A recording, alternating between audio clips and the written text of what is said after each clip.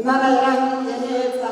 none ibyo nibyo nashimira Imana ishimwe ntahe umuntu w'Imana yoba yarafise urukebwe ngo turarogwa ntiturogwa ibyo ndabishimira Imana kuko Imana nayo yarabigeretse umuntu yumvira akarogwa ntiturogwa twarinjiye mu Mana kandi Imana nayo yaba hafi yacu.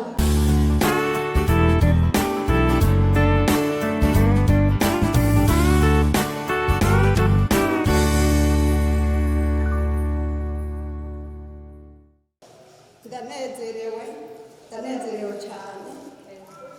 kuko ndibaza abakenyezi twese turi hano kuri planete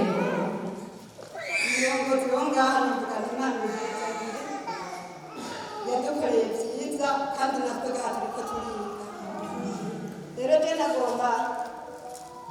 shima Imana aha je numva nezerewe kuba ndiko ndagenda mvuga ubutumwa bwo kuririmba je ndi umwana muto ndagenda ntwaye akagunira k'umuti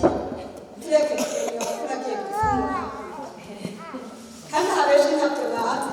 ubwangu mama mudoga arabizi je naragenziye bajya mu kibungu nkiri umwana muto n'amaguru naragenda akavyiba ntwaye akagunira k'umuti kanyoko aho rero novuga nti ndashimye Imana kina itandekera aho hantu ikaba yashize hantu nyinshi ego je ndashimye Imana kandi ushimye Imana mama mudogo Imana yarakoze atubereye umuco mu muryango yagenda umwana muto mugara tubera akarore ndashimye Imana musaza n'umukozi w'Imana ariko aho natwe ashitsi iwacu nari umwana muto iwacu bari abantu bakanya cyane ariko yamutugira amakuru y'ijambo ry'Imana rero iki gikorwa kinini araduheka nanjye niko ndatera kumva Yesu namuhezagire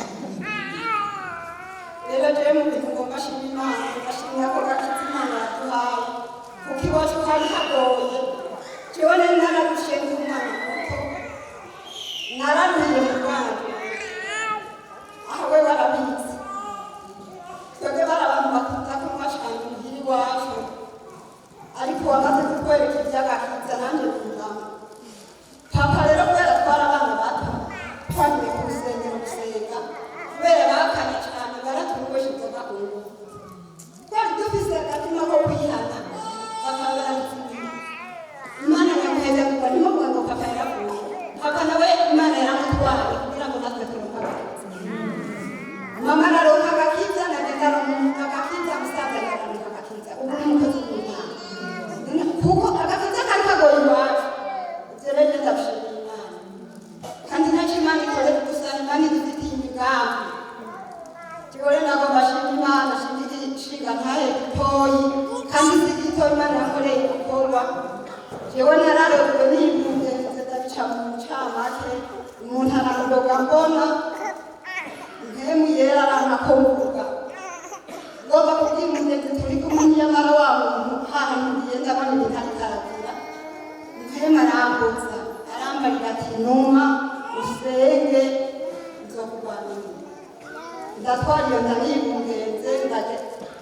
mugabo rero wabona ibyo bintu ingufu zo gusenga kandi ufise n'ubwoba ndatura umutwaro ndawuhereza abakozi b'Imana nyamara jewe bimeze jewe numva mfise ubwoba uwo twubakanye ndamubwira nti rero jewe bigashikira nkagenda uramberera arakakwa kunkarira kuko umuntu umushinga ntamubwira iryo jambo avuga ngo ngiye nabi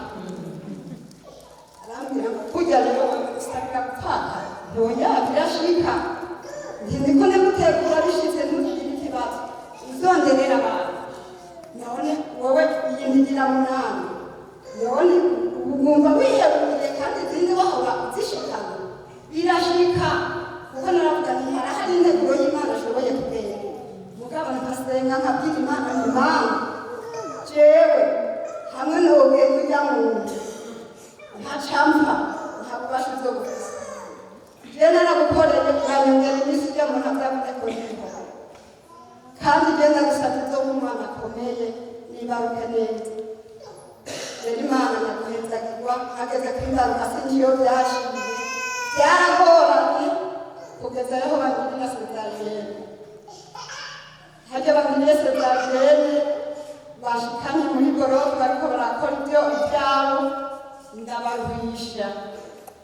ndabaruhishije wenyine baratinda baravuga ati madamu umwana wawe aratunaniye guterura aratunaniye umwana wawe waboheyeyo nanjye kandi nari ndabizi nca ndabikarisenga bari basinzirije igice Imana yo mw'ijuru wowe ufise ububasha kandi urakomeye jewe ndabizi ko umwana wanjye aboheye bohora yerekana ko ufise ububasha mbohore umwana kugira ngo ibyo bintu yagize ntibipfusa barasubira baraterura mu mata bicarira kundi baca baraterura baravuga ati none mata irya ryamuhejeje gusenga wewe wari ubizi ko umwana wawe aboheye ntijewe mumaze kumvanira ko byase ko muterura umwana mukamenya ngo umwana aboheye naciye ndabyumva cane hari umuntu jewe yandoze ndayifisiye inonda nico gituma naciye senga kuko bashobo n'ukuri abasenga murasenga kandi kweli ngo n'umunezero ufise biramurika ko gusenga ntego twebwe turi Imana. Rero ndashima ko aho hantu Imana yampaye umwana akomeye kandi ndababwira uruhene nagiriye aho hantu mwami Imana ni umwana akomeye muganda abwira Imana nturiyerekana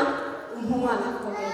Ivyo rero ndabishimiye Imana nagomba kubabwira umuntu w'Imana warakoreye Imana ntiturogwa uwo muntu ndashima Imana ko yasubiye kumva nagendagenda mpetse ivyo ndabishimiye Imana kuko ubunyamuntu n'inkuba mbonye aca ninyegeza. Ivyo rero ndabishimiye Imana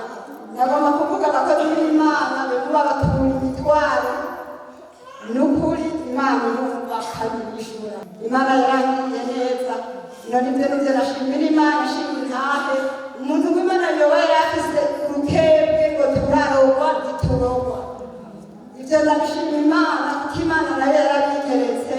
umuntu yumvira akarogwa ntiturogwa twarinjiye mu Mana kandi Imana nayo yaba hafi yawe. Abumvise igishinga ntahe cane Imana ibahezagire kuko nanjye nakuye kure Imana yadukuye kure idukura bariya mu nzu nyene bigoye bamerewe nabi katubera bahamira gushika ntitwoshima Imana karere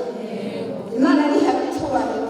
Rero abumvise igishinga ntahe cane Imana ibahezagire nagomba ntashima mu gusenga warakozwe Mana turashima kuri hejuru ya byose turashima Mana kuri hejuru ya babandi bagenda baduhama ariko ukatuba hafi ukatubera Imana.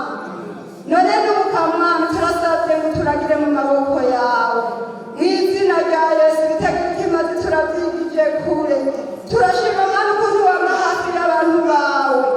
Mana ukatwiyegereza warakoze. Rega Mana tutaja mu Mana ntituba tukiriho ariko watugize bazima warakoze urabana natwe muri byose na hose wamugenda utuzitirira kuko Imana